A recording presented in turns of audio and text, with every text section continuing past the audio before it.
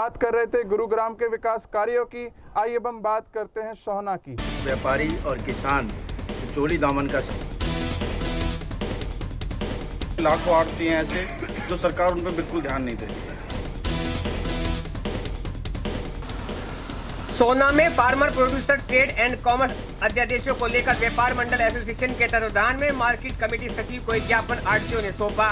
व्यापारियों ने market committee प्रांगण में धरना प्रदर्शन भी किया व सरकार के खिलाफ जमकर नारेबाजी भी की। व्यापारियों ने आरोप लगाया है कि इस अध्यादेश के जरिए सरकार अभी आड़तियों के पेट पर लात मार रही है, उन्हें बेरोजगार कर रही है। उन्होंने सरकार से अपनी मांगों को स्वीकार करने की बात कही है। सचिव ने अध्यादेशों को व्यापारी किसानों के लिए उनके हित में बताया है। व्यापारियों ने कहा कि जहां बीजेपी सरकार 2 विधानों का विरोध करती है, वहीं मंडी व्यवस्था के लिए 2 विधान लाना गलत है, क्योंकि टैक्स फीस फंड आदि माल की कीमत में बढ़ोतरी करते हैं। ऐसी मंडी को व्यापारी बाहर के व्यापारियों से कैसे प्रतिस्पर्धा करेगा? इसलिए मंडी के अंदर बाहर एक जैसा टैक्स फीस होने का प्रावधान होना बहुत जरूरी है। जीएसटी लागू होने के बाद हरियाणा सरकार को सबसे ज्यादा राजस्व की प्राप्ति आड़तियों के द्वारा ही हुई है। उन्होंने कहा कि यह अध्यादेश आड़तियों को पूरी तरह से सड़क पर ला देगा, वहीं आगे जाकर किसानों को भी बड़ी दिक्कतों का सामना करना पड़ेगा। व्यापार मंडल संघ के प्रधान ने कहा कि इस अध्यादेश से पूरी तरह से आड़तियों को नुकसान होगा, इसलिए सरकार को आड़तियों की तरफ से भी ध्यान देना चाहिए ताकि उनकी भी रोजी रोटी चलती रहे। मार्केट कमेटी सचिव ने बताया कि ये अध्यादेश किसानों व आड़तियों के पूरी तरह से हित में है। इसमें किसानों को अपनी फसलों को जहां बाहर महंगे दामों पर बेचने का मौका मिलेगा, वहीं आड़तियों को भी अपनी खरीद हुई फसल को दूसरी एजेंसियों को बेचने में आसानी होगी।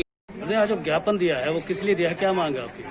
इसका मायने यही है कि जो सरकार अध्यादेश जारी कर रही है भारत सरकार पार्लियामेंट के अंदर, ये व्यापारियों को हटाने का जो सरकार का जो वो है, तो ये हम चाहते हैं कि इस तरह की सरकार ना करे और व्यापारी और किसान जो चोली दामन का साथ है उनको सभी को साथ लेकर के चले।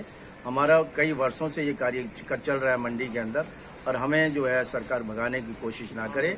एक तरफ हमारे मोदी जी कहते हैं कि सबका साथ सबका विकास, तो ये हमारा विकास नहीं होगा। सरकार के अंदर हमारी बहुत ज़्यादा भागीदारी होती है। व्यापारी एक सरकार के लिए रीढ़ की हड्डी का काम करता है, तो हमें सरकार से अनुरोध है कि वो हमें भी साथ लेकर के इस काम को करे और व्यापारियों का और किसानों का जो हमारा जो है एक चोली दामन का साथ है उसको साथ को हमेशा बना करके रखे। यही हमारा अनुरोध है सरकार से और यही ज्ञापन देने का हमारा जो प्रस्ताव पास किया उसमें क्या खामियां लग रही हैं आपको?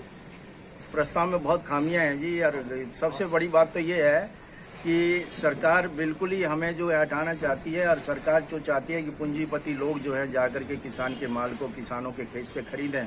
और ये सरकार का जो पैटर्न है वो 1 आध साल चल करके फिर किसान भी सड़क पर आ जाएंगे और और किसान भी जानते हैं कि सरकार ठीक नहीं कर रही है। पहले भी एक बार ऐसा ही हुआ था, चाय के खादानों को किसानों ने पूंजीपतियों के हाथ में बेचा था और पूंजीपतियों ने वो चाय जो है किसानों की नहीं खरीदी आसाम में और किसानों को बहुत मजबूरन जो है चाय के खेतों को जलाना पड़ा।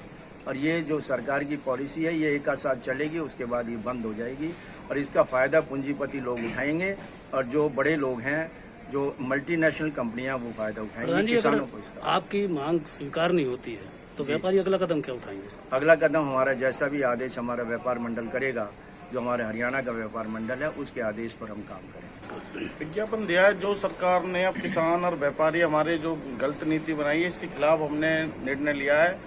और विज्ञापन का मकसद ये है कि जो किसान और जो हमारे व्यापारी हैं इनका चोली दामन का साथ है और हम सरकार से अनुरोध करते हैं कि कृपया हमारे जो आड़ती हैं जो 50 साल से व्यवस्था में बैठे हैं उनका भी ध्यान रखा जाए, क्योंकि हमारे लाखों आड़ती हैं ऐसे जो सरकार उन पर बिल्कुल ध्यान नहीं दे रही। सरकार ने तीनों अध्यादेश हाल ही में पास किए हैं और ये तीनों किसानों के हित में है और व्यापारियों का भी इनमें हित है। पहले किसान अपना माल मंडी में ही बेच सकता था, अभी अपना माल वो मंडी से बाहर बेचने के लिए भी स्वतंत्र है। इसके साथ ही व्यापारियों को भी इसमें ऑप्शन दिया गया है कि आप मंडी से बाहर भी खरीद कर सकते हैं। और तो जो आपको ज्ञापन दिया गया है जी, इसमें क्या शिकायतें हैं? इस ज्ञापन में इन्होंने मुख्यतः व्यापारी वर्ग ने अपने तीनों ये जो सरकार के अध्यादेश हैं इनके विरोध में दिया हुआ है।